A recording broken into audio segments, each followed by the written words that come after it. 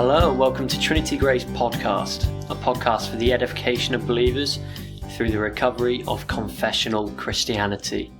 My name's John Mark, I'm part of the media team here at Trinity Grace Church, and I'm here with one of our pastors, Oliver Ullman-Smith. How are you, Oliver? I'm very well, thank you, John Mark. You keeping okay? Very well, thank you. Good man, it's great to be back on the show. Today we're discussing pragmatism and the elevation of the end above the means. Could you just explain the basic issue of pragmatism and putting the end above the means to us? Yeah, I think we all understand what is meant by the end and the means, but just to clarify. So the end is the goal that we're working towards. The good thing that is our end objective, what we're trying to achieve. That's the end. Then the means is the way we get there. So an end might be, for example, winning gold medal in the 100 meters at the Olympics.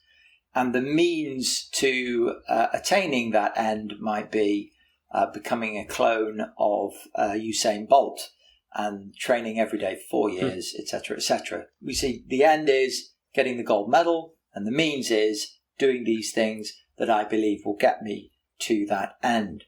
Now, if you elevate the end above the means, what that implies is that anything goes to achieve that end.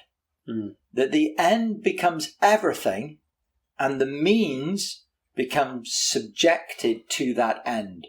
So the usual checks and balances, the usual moral principles or rules of engagement, we might say, which govern how you determine the means, go out the window. And you say, well, that's the end. The end is good.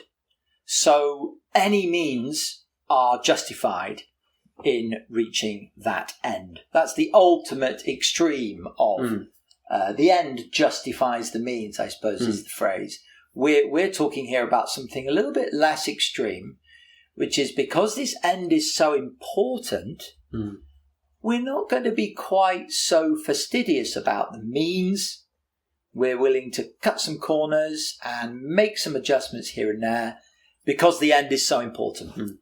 And that's where the pragmatism comes in. We take a pragmatic approach. Here's an opportunity. Here's something that has arisen. Here's a resource. And so we're going to make the most of that to get us to our end. Yeah, thank you for that. It's an interesting distinction that you made. When we're looking at the world, of course, there's people who will put really a false end, which they're trying to reach, and they have many different means of reaching that false and what we would see as wrong end. Take the abortion lobby, will take a massive number of means to reach their sinful end. Of course, we're discussing about churches here, so you made the comment that, of course, the end is good. The church's end might be to add to the congregation, for people to be saved, for the holiness of the church to increase. But the same principle still applies. So in our evangelical churches, especially in England, what are the issues that face us? What are we tempted to put as that great end, which we use as a motivation to cut corners, which maybe shouldn't be cut? Yeah, I think it's a really helpful clarification there, John Mark.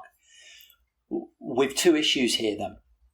One is, when we elevate the end above the means, we've got to examine what our ultimate end is.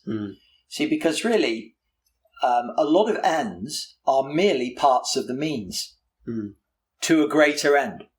And part of the problem here in our evangelical churches is that we've placed as the ultimate end that which is actually only a means to the ultimate end. The clearest example of this to me is seeking the salvation of souls. If we make the pursuit of the salvation of souls our end, we will fall short, because that is not the end. The end must be the glory of God. Soli Deo Gloria, one of the great 5 solas of the Reformation, that's got to be our end. If anything less than the glory of God is our end, then we will go wrong. We will eventually become pragmatists. How does this work in practice? Well, if you make conversions your end, we want to get conversions. We want to add Christian numbers to the number of the saved. Then, of course, everything serves that end. Worship serves that end. Preaching serves that end. Ministry serves that end. The whole life of the church serves that end. And so what you have is then a dumbing down of the gospel and a seeker-sensitive approach to worship and an inclusive desire to draw everyone in, which ultimately then leads to, tragically, the dishonour of God, because we are not placing the glory of God as our ultimate goal. Why do we want people to be saved? For the glory of God, not as an end in itself. So that would be a first step here. Let's get the right ultimate end. Must be the glory of God, particularly the glory of God in the building of biblical churches in this generation. I will build my church, says Jesus, and the gates of hell shall not prevail against it. That's it. And then you have the second point, which is we've got the ultimate end in here, the glory of God. What are the means? Because God ordains, and this is where being confessional becomes so helpful to us. Because what our confession teaches us is that God ordains not only the end, but the means to that end. The doctrine of God's eternal decrees, chapter 3 of our confession, leads in then to the doctrines of creation, where it all begins, and providence, how God overrules and supervises all of human history to get us to the great end, which is the glory of God. And we have to be guided then by the whole counsel of God, as Paul says to the Ephesian elders in Acts 20, 26 and 27. We need the whole counsel of God so that we understand what is our end here, the glory of God, and what are all the means to that end. And all the means to the end are laid out in Scripture. We are to be biblical in everything that we do, not just in the goal, not just in the end, but in all the means along the way as well. Amen. Thank you. And if we take the saving of souls as the example of an end which is good, but shouldn't be our ultimate end, you also have to ask the question, then what do you qualify as a conversion? Is it for someone to just accept the gospel?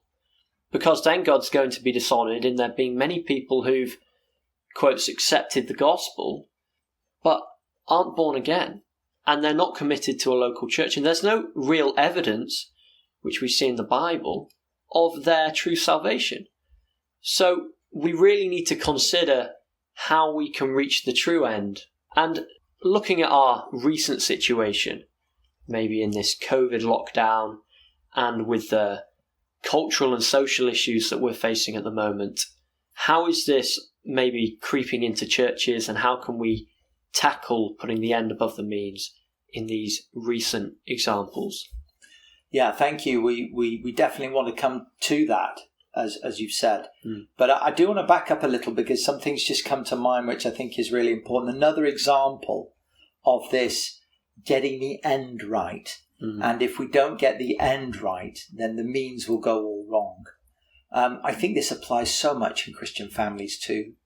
I've seen this in my ministry very much, that if Christian parents set as the end goal getting my kids saved, getting my children into the kingdom, ensuring that they are that they're going to heaven, then what often happens is that Christian parents lower the bar for their children and begin to accept from their children lifestyle choices that are ungodly and that do not honour the Lord, because they're desperate to keep them in the church, to keep them saved.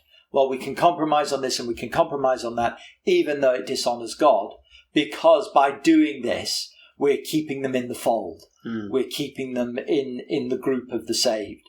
This is totally wrong. What we're trying to do in Christian families is to labour that our children would live to the glory of God. And ultimately we know that their salvation is in God's hands anyway. It's not in our hands. God is sovereign in salvation.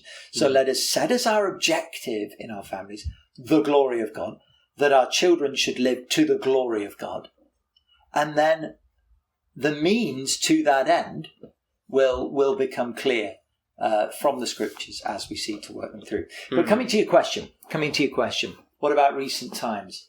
How has this pragmatism and the elevation of end above means worked out in these recent months that we've been facing, lockdown, the pandemic difficulties, the closing of our church buildings and so on? Really good question. Let's take the matter of doing church. I hate the phrase, by the way, but it's a common phrase, so let's just pick it up. Doing church. At the end of March, government advised that churches shouldn't meet because of the pandemic and the danger of spreading the virus. So what did we do? Well, we all immediately switched to online church. We began to, quote, meet online. I have to put meet in inverted commas, of course, because we're not really meeting. But we met online. We did ministry online. You know, whether that qualifies as worship or not, perhaps that's for another podcast. But we're doing something, aren't we? Is it church? Is it church? Are we doing church when we go on YouTube or we go on Sermon Audio or we go on Zoom or whatever it is, and we do it online? And biblically speaking, the answer must be no. Of course not. Yeah. Because church is the ecclesia.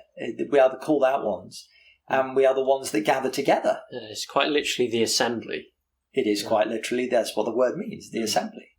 And if we're not assembling, as I think one church leader has very helpfully put it recently, if we're not assembling, there is a very real sense in which we actually cease to be the church in the fullest sense. Okay, we understand there's different levels here, but in that fullest, ultimate sense of what the church is, if we are not meeting together, and if you read chapter 26 of our confession of the church, the massive emphasis on those meetings.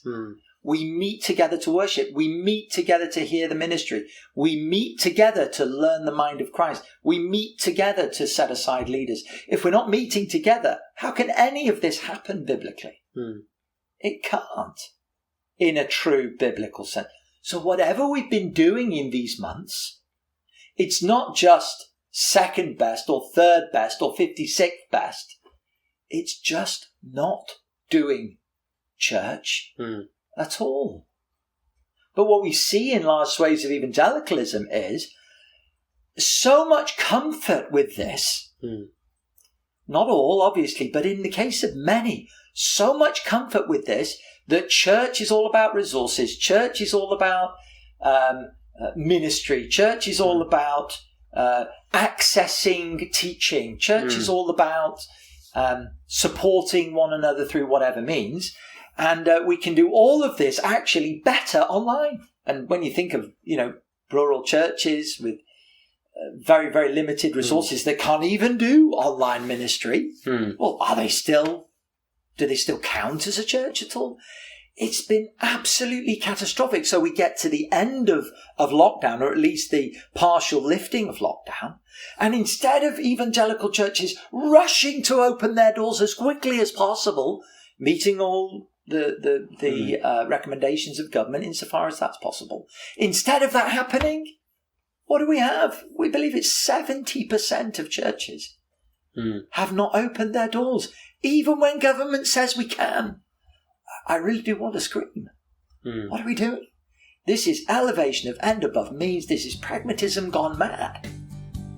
Well, thank you for coming on the podcast. You can find us on Facebook at Trinity Grace Church Ramsbottom and the same on YouTube. And our website is trinitygracechurch.net. Thanks again, and bye for now.